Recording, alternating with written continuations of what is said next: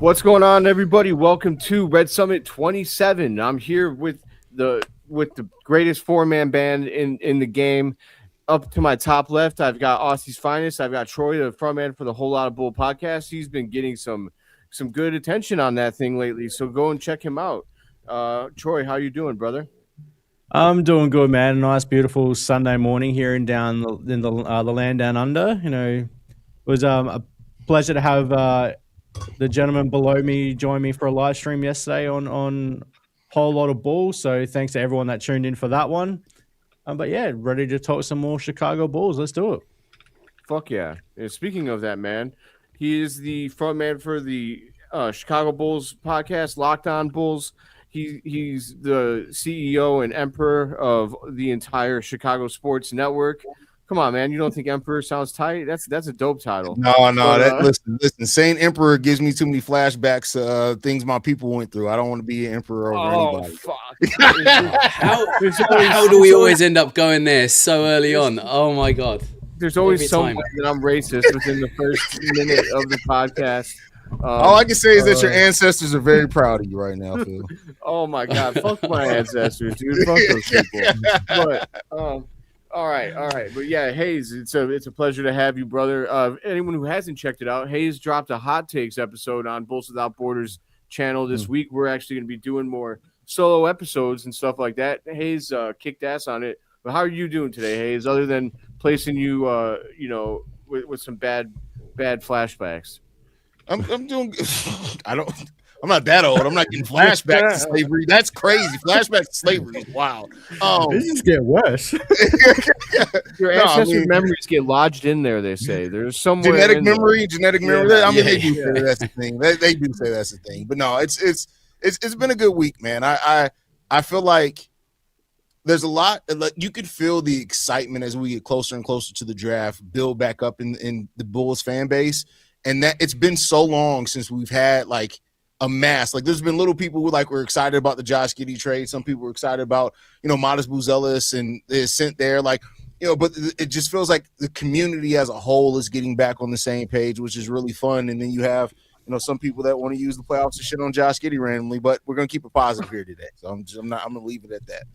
Dude, any way that people can take shots at Josh Giddey, they're down. I mean, I've never seen a man with such production that is actively reduced by his own fan base on a consistent basis. But moving on from all that bullshit to my top, I've got my partner in crime on the Six Banter podcast. Everybody definitely give us a check us out. We do segments. It's a different kind of show for a long form show. I've got Neill Dunne, man, straight out of Ireland. How you doing, Neill? Yeah, I'm doing pretty good. Like I was saying to you boys before I came on here, I was treated to a fair amount of Irish music today, so I've got my diddly diddly on. Let's get going. Wait, what? You've got your diddly diddly on? Diddly diddly on. Diddly diddly eye music. No, you never heard that term before? Okay. All right.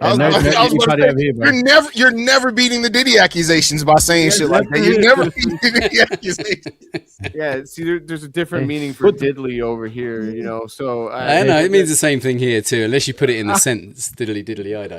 All right, got it. Keep the baby oil locked away. Oh my god! Yeah. No baby oil has been used on the show. No one's been harmed. But, all right, everybody hit that like button and subscribe. I'll say that right at the top of the episode. Please do leave a like and please do subscribe. But let's lock into today's topics. And, I guess we'll start it off right away with something that probably we're talking about flashbacks. We're talking about a man that has not been in charge in Chicago for quite some time, but has lingered and apparently is a part of this head coaching search. Nobody knows to what degree, but we're talking about John Paxson. So, there's definitely a bunch of people out there that are kind of talking about what kind of role he has. How big of a role is it? Does Bryson Graham actually have full control? So I know I've got opinions on this, but we'll pass it off to you, Haize. What do you think about John Paxson being involved?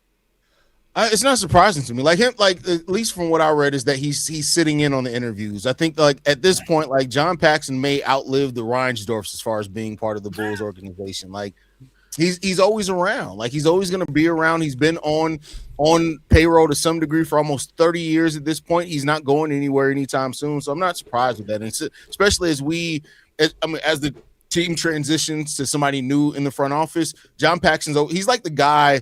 You know, like every time you start a new job, it's the same person always like gives the person a walk around. That's just John Paxson's role at this point. Somebody new comes in, it's his job to come in and be like, hey, you know, this is Michael's office. You don't go to Michael's office. This is what we do here. That's just John. That's a fact. That's a fact, man. I mean, he's definitely found a way to kind of worm his way into some kind of role in this organization. Troy, what do you think?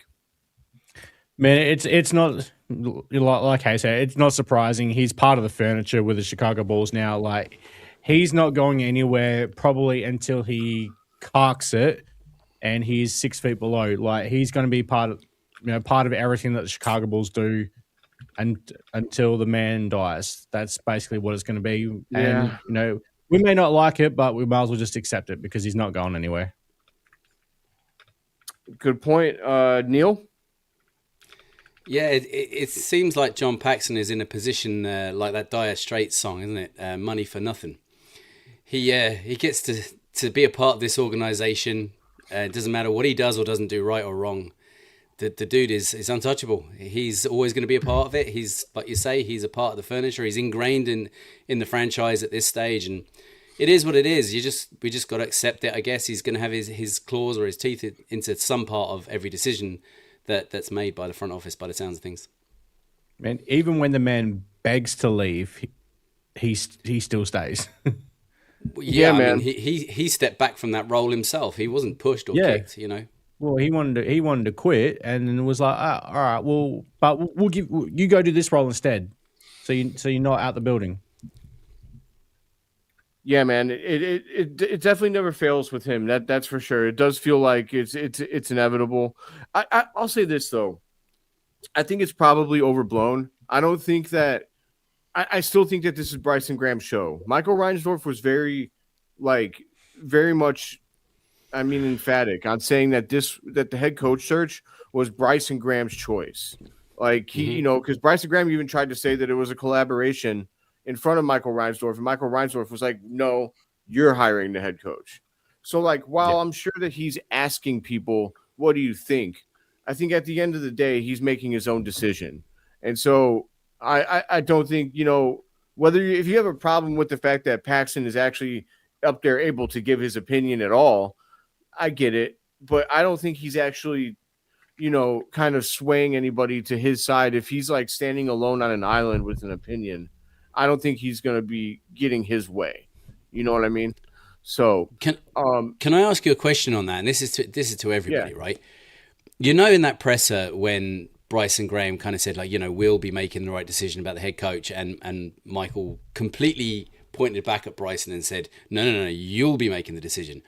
Was that, do you think, kind of create almost a scapegoat situation for Michael Reinsdorf straight off the bat, that if this goes tits up, that I've got someone to blame, as opposed to taking it on the chin because he took so much of it on the chin with AK? Or do you think it was just genuine banter? Personally, I just think that was just Mike, just because everybody knows Michael Reinsdorf's an idiot. So I don't think anybody's like, oh, you need a scapegoat. But no, I mean, I do think that to the point where once they like maybe after Bryson's first year, I do think that there's going to be check-ins, but I do think they're going to basically turn him loose and just let him do his own thing. Right now, I think it's just kind of that we're getting familiar with you, you're getting familiar with us, and we'll just figure it out. Cool. Yeah, I think it's going to be a lot of just no, you're good. Yeah, I think it's just going to be like, all right, hey, we hired you for this reason. Like, you're in charge of the basketball operations. Yes, we like as Haize said, we're going to have check-ins and all that sort of stuff, but you're in charge. You make the decisions. Hey, here's some people to help you make those decisions if you want their opinions. And hopefully it's when it comes to John Paxson, it's only going, okay, I'll give you my opinion if you want it. Like, I'm not, you don't need to take my opinion with you can take it with a grain of salt or however you want to word it. But like, hopefully at the end of the day, it is Bryson Graham and his people making the final decision. Yeah, I'm inclined to agree about that. I really feel like, as far as a scapegoat is concerned, like the way that Michael took responsibility for at the front of that press conference makes me think that he's not like afraid, I guess, to take responsibility for his actions. I don't think he's going out of his way to create a scapegoat. I think that he truly does believe in Bryson Graham, and I think that was his way of kind of making sure the media knew that, look, I'm here, but I'm not directly getting involved in like changing his mind. You know what I mean? Like that was his way of trying to clear any kind of bullshit that might have been reported. Like, oh, well, Michael might have changed his mind and made him select this. Like, I don't think that's happening. Michael might be an idiot, but I don't think he's a two-faced liar. I guess maybe that's me being hoping for the best. No, I agree with you. I think that he really did learn the lesson from AK. Like, I think the Bulls really thought that they got the one with AK. And for what it's worth, the basketball, where you go back and look at when the Bulls hired AK, it was almost universal acclaim across everywhere in basketball. And I think Michael realized like that woke something in Michael and saying, we can't just feel like we get the right hire and then just think they're always going to work it out and figure it out. Like, I still need to have some overhead here, but at the same time, I do need to hire people and let the basketball people do the basketball job. So I think Michael really did learn a lesson from that. We just got to see how far that lesson is going to go. That's all. Yeah. For the record, I agree with you guys on it. I just wanted to throw it out there as a discussion piece just to see where you guys were on it, because I've seen a few people kind of saying that. So absolutely. And just shout out here. Shout out to Bulls Roundtable, as well as Nothing But Bull, John, Derek, Guilty, Michael, whoever's tweeting from those accounts. You know, shout out to all of you. Thank you for being here. But yeah, man. Michael, fix your fucking camera. No, it's a running joke I have with Mike over at Bulls Roundtable. He always looks like he's recording with a potato. That's his unk step. That's funny. That's funny. And I know that we're definitely actually trying to work with these gentlemen. So look out for that one in the near future, at some point, in some fashion. But all right, to move on to the next topic, enough of John Paxson. Let's talk about Caleb Wilson, man. You know, there's some people that were up in arms or some people that loved it. I loved it when Caleb Wilson was asked if the Chicago Bulls were to draft him. You know, what does he think about being drafted here? He said with full confidence, he said that he would change the culture, that he's a winner. He would change the culture to a winning culture. And that, you know, he also made a comment about it being a good pipeline from North Carolina to the Chicago Bulls, which I love that. Don't shy away from it. Just like embrace it. You know, I've got I think that the kid is saying what you'd want him to say. You want a guy that feels like he's going to come in and turn you into a winning organization. But some people didn't like it. Some people thought that it kind of was arrogant, or that he feels like or maybe it was a diss towards the Bulls organization. Because I did see some negative opinions of that on X. So, you know, we'll go in opposite order this time. Neil, what did you think of that comment? I've always been a bit of a fan of a certain level of arrogance and confidence in a player. Which is why me and Neil are really good friends. But go ahead. Exactly. So, I mean, and that being the case, I fucking loved it. I loved it. Bring it on. We need a bit of attitude. We need a bit of dog here in this team. And you know, it's no good just getting it from podcasters like Haize. We actually need it from players too. Absolutely. Troy, where's your stance? I know you love this guy, man. Man, like, I mean, when you say when he's got that crazy, you know, going back to, again, I referenced this game several times already. That North Carolina Duke game, when that pregame and that look in his eyes, and he was ready for the kill. And then, you know, so for him to come out with those comments and go, look, I'm going to change the culture of the Chicago Bulls. I'm going to bring him back to a, you know, championship contender, and whatever else he said, like, man, get this kid in a Bulls uniform stat. Like, I love this kid. I think he's going to be. I think he's got. I mean, I know I said it as a hot take for Haize's video.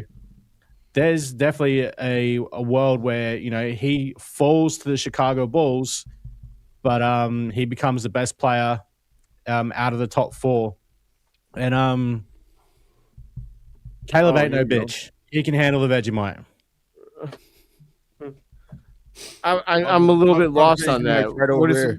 What is that supposed to mean? I'm lost.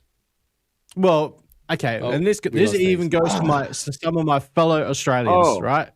There are some people out there who will get the butter and very lightly spread their Vegemite. Stop being a bitch and fucking spread that shit on properly. Like, be a fucking Aussie. That's what I said to my girl after I gave her a facial. Stop being a bitch and spread it on properly.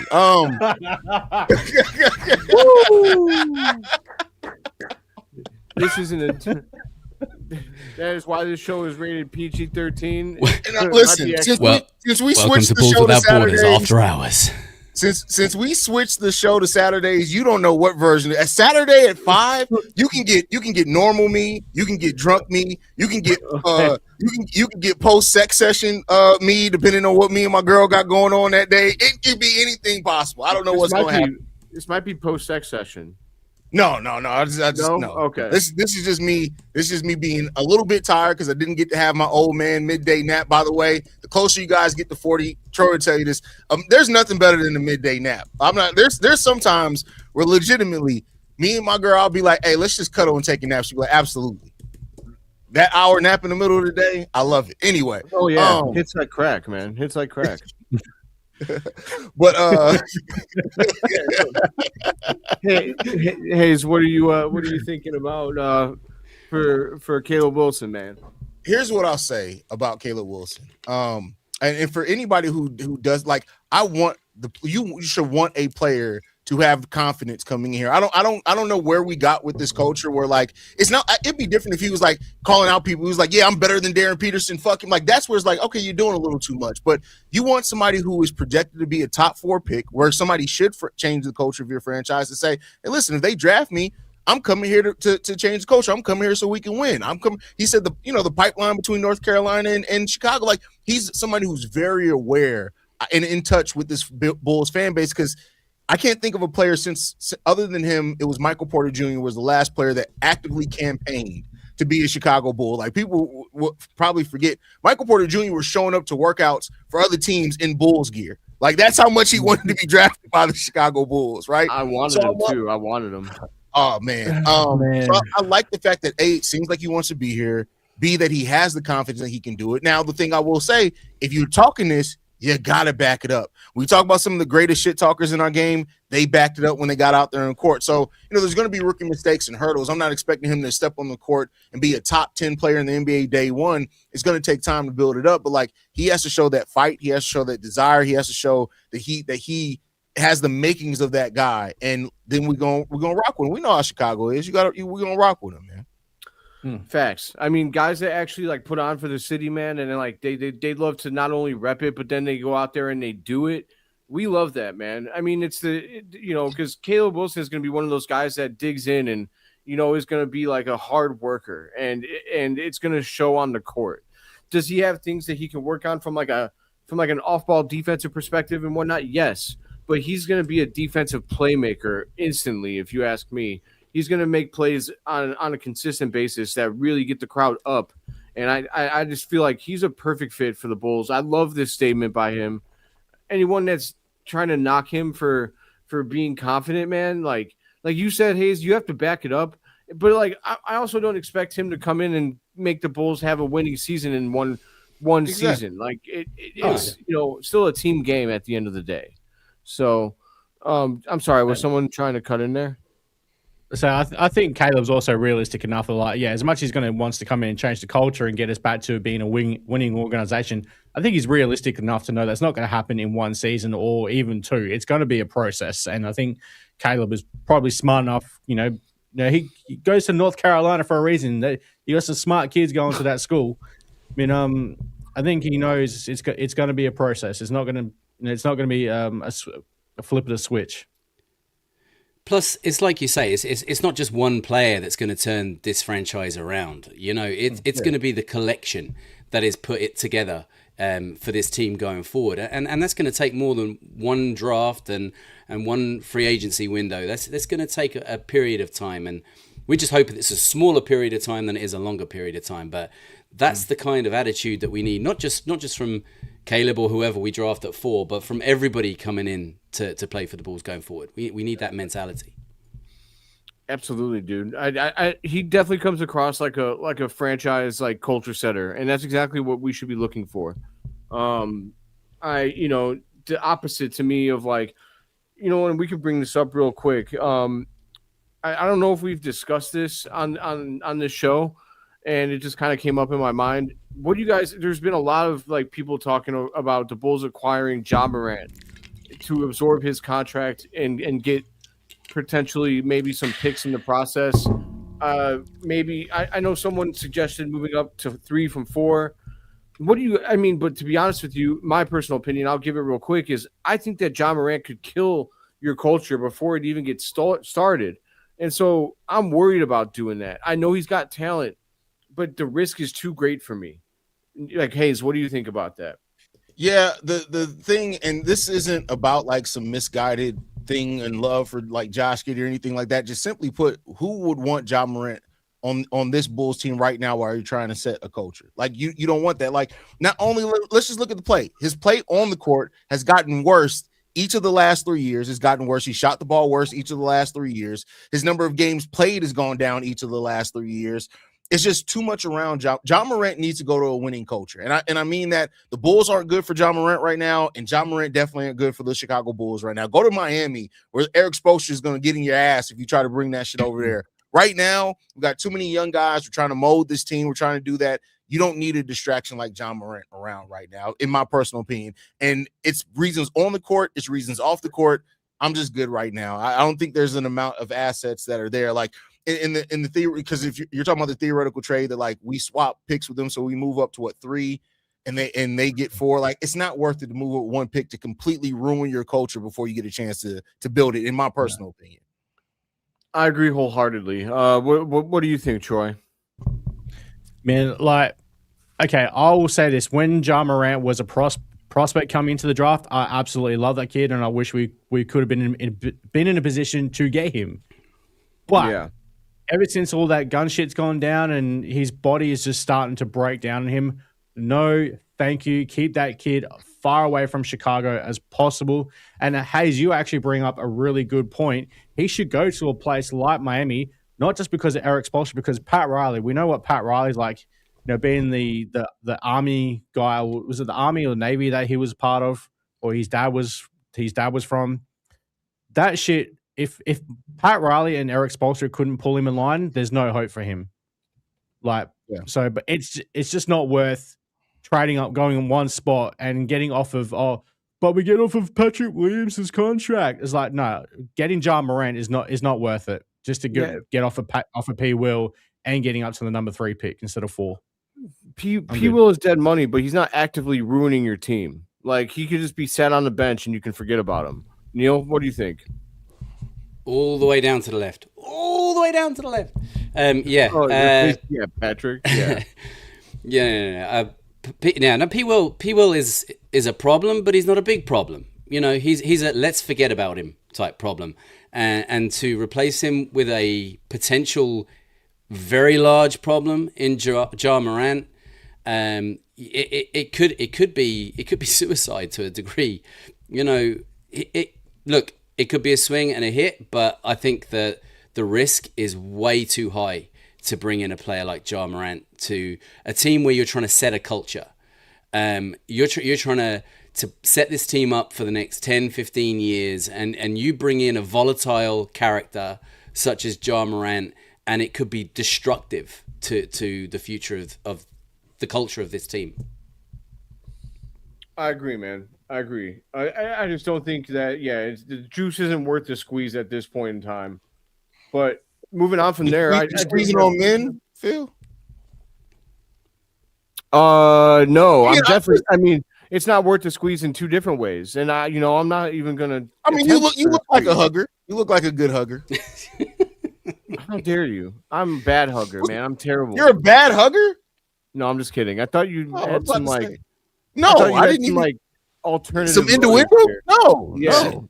No, nut hugger. I honestly didn't mean. I think where you're going with now. I didn't mean it that way at all. Okay. Yeah, if we're talking strictly hugs in the definite base of the word, then yes, I am a good hugger.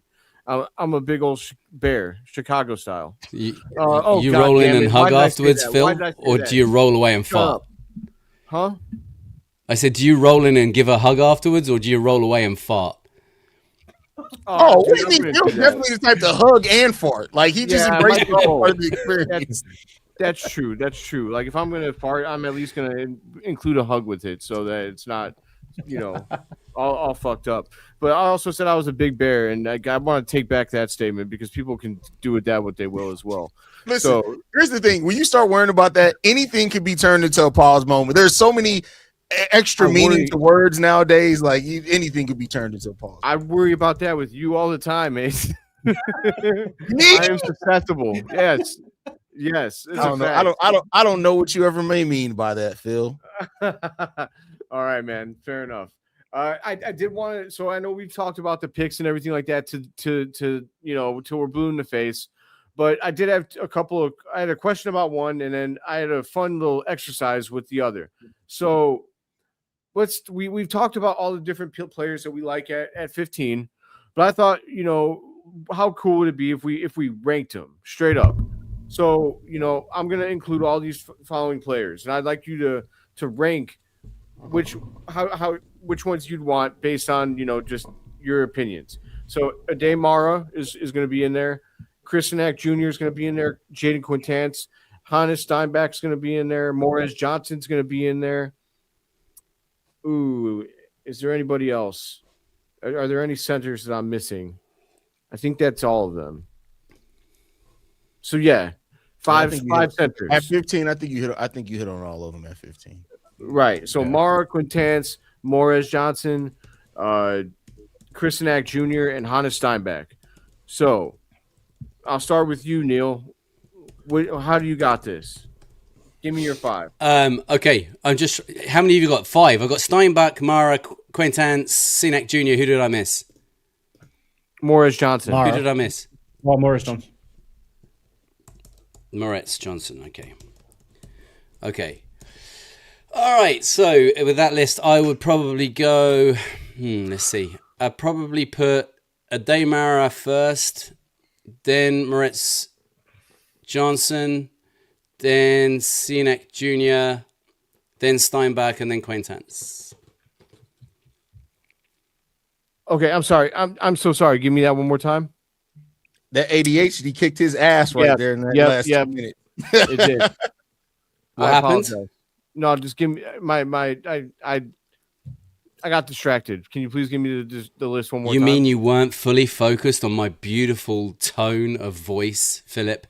Absolutely. How can you ignore that man with that beautiful accent, Phil? That's just rude. Man. You're right. I'm sorry. This is shocking. I failed you. 48 years I've been working on this accent, Phil.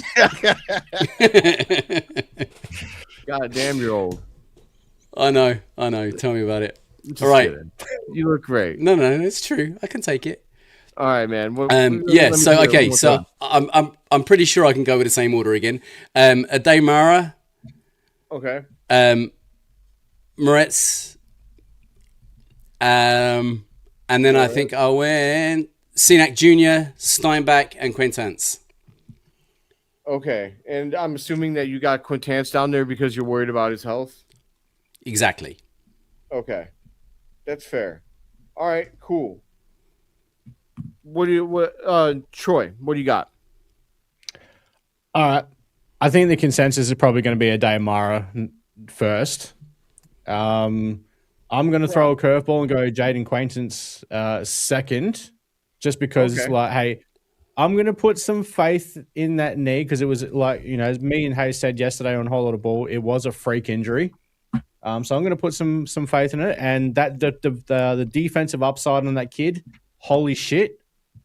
And then Definitely. I'm probably going to go Kristanak Jr., Morez Johnson, and Hannes Steinbach. Okay. This is a tough ranking because, like, no matter who you rank, you're gonna have a couple guys down there. Like, I hear Morant at 4, and I'm like, whoa, like, but it's a solid 5. So, Haize, what are you thinking? This is my list is probably going to surprise people because I actually have Morant Johnson above Ademar. Here's why. I think that Ademar is going to be a perfectly fine two-way big, but he's not mobile. Morant Johnson only has his wingspan's only 0.3 inches shorter than Ademar's, even though he's 6'10 and Ademar is 7'4. So that the wingspan I think is going to make up for the size difference. And Morant Johnson has more of that. I'm a big who I can switch on the forwards. I can switch on the guards for a little bit of time and stay with them until the defense has a chance to recalibrate. He's still going to be a shot blocker. And I look at Morant Johnson. I think all those guys in Michigan with Morant, Ademar, and Yaxel, they're all going to be better rebounders and shot blockers than what their college stats show because they were all eating into that because they were all on the same team. Yeah. I can see Morant Johnson honestly being a 2-block guy at the NBA level. So I have Morant Johnson 1 because of the versatility that he adds. Ademar 2, Jaden Quantance number 3, Chris Nick Jr. number 4, and then Steinbeck number 5. Okay. You stole my thunder a little bit, man, because I was actually gonna go Morant first too. I the more I've watched him and the more I love this player. He's super versatile, and he's pro ready. He's got pro ready body right now. Pause. And he's just, I feel like if you have a lineup with him, Wilson, you got Essengay and you got Lenny Miller, you got Modest, you got Giddey, like the switchability that allows you to have is incredible. Like, I don't know what kind of head coach they're gonna hire, but you can do some serious stuff defensively with him. I really like him. So I was the same. I was gonna go Morez 1 and Mara 2.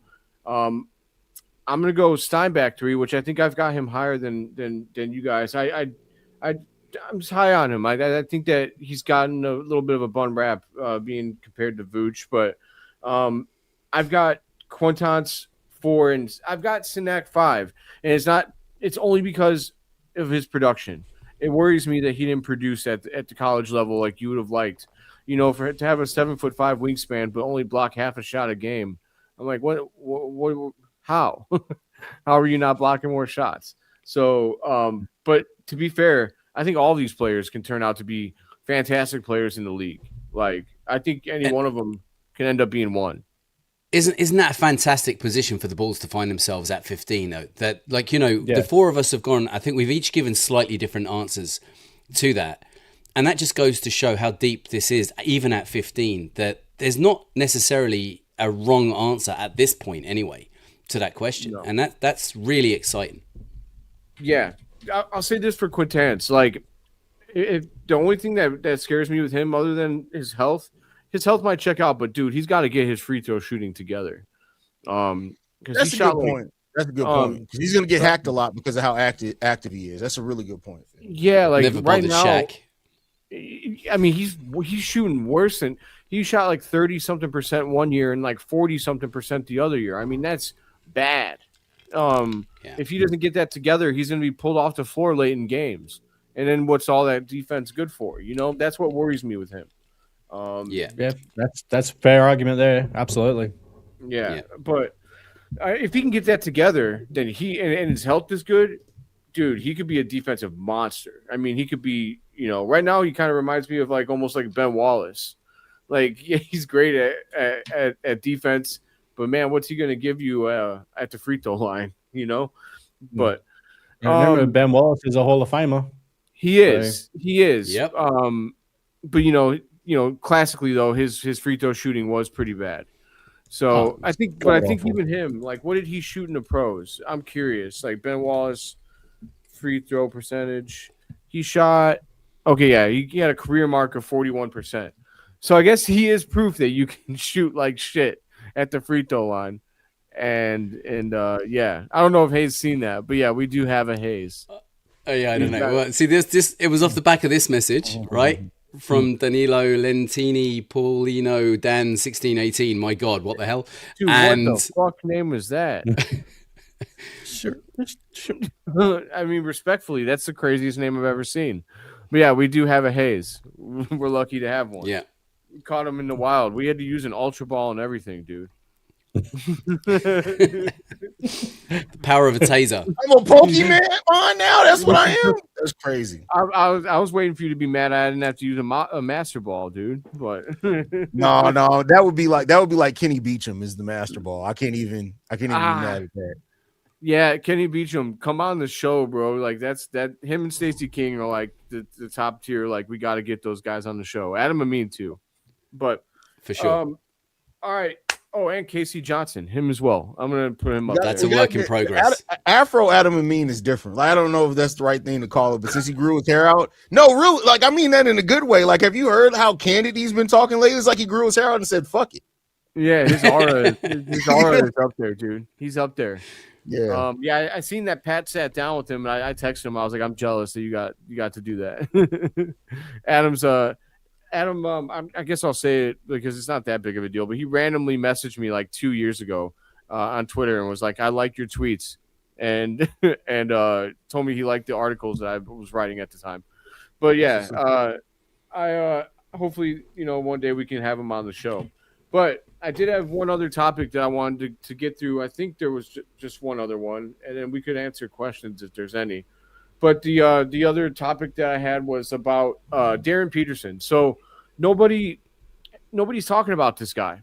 And I know we haven't really talked a lot of Cam Boozer either, but I think the general consensus around this whole debate is that it's either going to be Cam Boozer or Darren Peterson. But then we've also seen reports that Cam Boozer is being thought of by many front offices as the first or second best player in this draft class. And if that's the case, and let's say, for example, like if Memphis is dead set on drafting a power forward, but then Cam Boozer goes number 2, and then, obviously that they would take Caleb Wilson then, and then Darren Peterson's there for us. I mean, I guess I want to talk to everyone and see like how are you feeling if Darren Peterson becomes a Bull? Like, I got to get ready to leave soon, so I'm gonna take this one first. Take it. Saying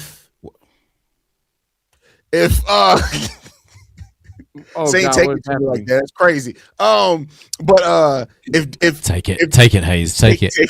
Take that. Don't get the baby oil. I'm definitely getting a prop baby oil for the future episode. Don't forget the baby oil. No Diddy. But no, man. I'll say this: if 3 GMs all look at it and say, "Oh, we're good, we're passing on Darren Peterson," listen here. The Bulls just robbed the draft, because I'm telling you right now, I would not be surprised at all. Like, all these guys have the chance to be the best player in this draft. I want to be all the top 4 guys. Darren Peterson, if he's gotten so slept on that 3 GMs pass on him, I will not be. He has so much Anthony Edwards-esque stuff in his game / Dwayne Wade, like, and he cares about defense. Like, there's been so many bad narratives that have been there. I get it. With Darren Peterson and the concern about him sitting and missing games and stuff like that. But like pure talent-wise, if 3 GMs pass up on Darren Peterson, who was almost the consensus number 1 overall pick for a majority of the season for mock drafts in the season, him and AJ, oh, man, listen, I don't take him and run with it. Don't even think about it. For people who are saying stuff like, oh, I take Darius Cuff over Darren Peterson, you're stupid. I'm sorry. Objectively, you're high a little bit. Like, Darren Peterson is a dog. He can do everything scoring wise that you possibly want him to do. He actually gives a shit about defense. On top of that, you can build your total offense around Darren Peterson because he is a willing passer when he needs to. Does he have a problem with falling in love with bad shots right now? Yes, but every player that's the age of Darren Peterson that can score like he does, they all fall in love with bad shots early. You got to get them with the right coaches and stuff to take better shots and that. But I can easily see Darren Peterson being somebody who leads the league in scoring at some point in his career for a couple of seasons. Dude, you hit the nail on the head, bro. We'll switch up the order a little bit. Neill, what are you thinking? Yeah, I mean, Darren Peterson, if he falls to you, and he's the the prize that's left. Jesus Christ, that's some prize to get. Like, Darren Peterson is gonna make a dent on this league at some point in his career, and if he does that in a Chicago Bulls jersey, I'm all for that. And it's like Haize was saying, he takes bad shots, but that comes from a self-belief that every shot he takes, he thinks he's going to hit. And that is a great mentality for a shooter to have. And I don't have a problem with that, because once he gets into the NBA and he knows how to fine-tune those decisions and learns from a proper shooting coach at an NBA level, he is going to be an absolute animal for whoever he plays for. 100%. Yeah. Troy? Yeah, it's quite simple. If Darren Peterson somehow slips to 4, you take him and you fucking run for the hills, like, because you have just committed absolute highway robbery. Like, that's a no-brainer. Yep. To me, there's nothing more to be said to that, because like, if he's there, you take him and go. You've won the draft. Yeah. So I mean, I just disagree. I disagree with this take. I mean, Haize, you see this? He has bust potential written all over him. I mean, anybody, technically, you can make a case for anybody being a bust. I can do it for you real quick off the top of my head. AJ DeBonta has a chance to be a bust because he can't shoot and he's not committed on defense. Cam Boozer has a chance of being bust because he has no verticality and he's not hugely athletic. Caleb Wilson has a chance to be a bust because he's not a great jump shooter right now. Everybody has a potential to be a bust, but the floor on Darren Peterson, I'm sorry, somebody who can score in the way that they can, cares about defense, it has the wingspan as well where he can guard multiple positions. P. Will, I'm sorry. There's nothing about P. Will. P. Will doesn't care about basketball. Darren Peterson lives and breathes basketball. Yeah. Facts. I think that his whole thing in the college was about making sure he was ready for the NBA. And also, like, there's an argument to be made that we didn't even get what he could be in college. He was always hampered by injuries. Like, if he's fully healthy, you might even see a more athletic player that he could dominate games, man. I think that Darren Peterson is being slept on. I really think that he could be a dominant 2 guard. I love that you said Anthony Edwards, because I think he could be the next in line. That next, whether he's on the Bulls, he'd be a 2 guard. If he's on other teams that need a ball handler like Houston, who's not going to get him, but he could be the ball handler, the primary playmaker. But Darren Peterson's an absolute stud. Like, I think that we would be very lucky to get him. And then that would even open you up, because then at 15, whoever you draft, they don't necessarily have to play center for you. Then all of those guys that are tweeners between power forwards and centers, you draft them to play the 4, and then you could sign a player at the 5 in the offseason. You can, if you don't get one of the expensive guys, you could even go with a Mitchell Robinson if he's available. So, I mean, I know that Time Lord's out there. I don't know. I don't know how everybody feels about those guys. We could talk about that on another episode, actually. But that'll actually probably do it for us for this episode of. Oh, hi Sal. Shout out to Sal. Shout out to Sal. Hey Sal. That's not Sal. That's an imposter. Is that young Sal? That picture That's young Sal again. That picture always throws me for a loop, bro. Like, yeah, same. Sal was definitely listening to Blink 182. You can't tell me no different. He was definitely listening to Blink 182. Perhaps he's probably listening to it right now, banging along to all the small things. Perhaps a cast member of Jersey Shore. Oh, absolutely. I can see that for sure. Sal would smash the hell out. What was her name? Snooki? Yeah, Snooki. The only way I know Snooki's out of that bloody that episode of South Park where they obviously had fun about it with the whole Jersey thing. Snooki smush. Didn't she do that tattoo program as well for a while where people were getting really shitty tattoos? Oh, she did. You're right.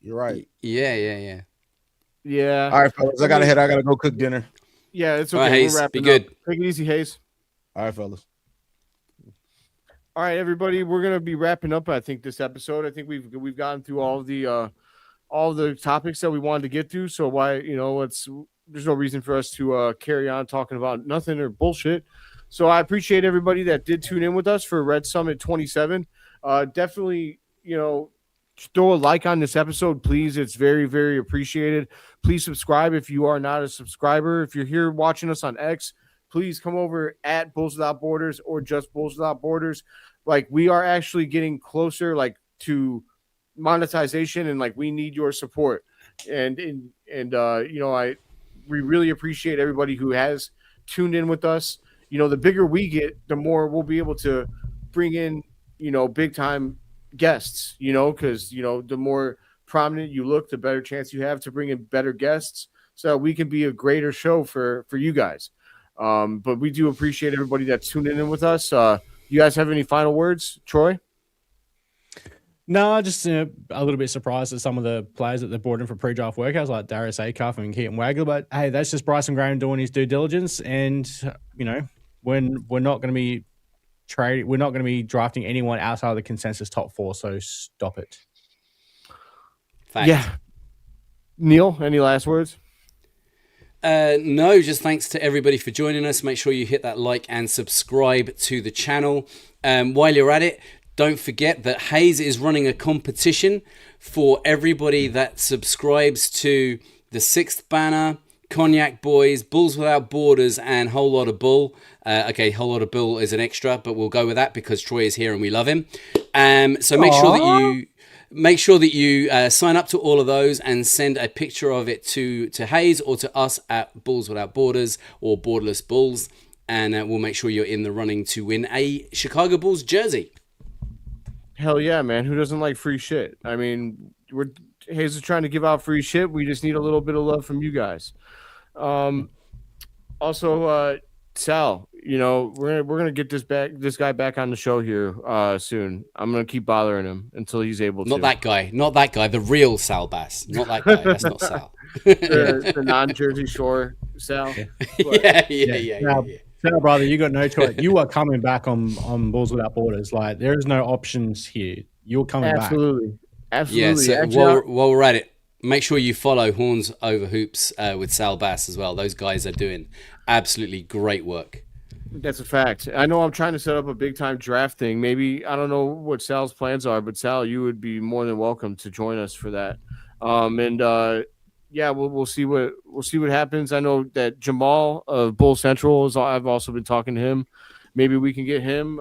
He might actually. I haven't talked to him about this yet, but I'm gonna try and persuade him into doing some content for the channel. So we'll see if I can do that. He is a manager, so he's already got access. So, but all right, everybody. I hope Jamal doesn't watch this. He's gonna be like, "What the hell? You just volunteered me."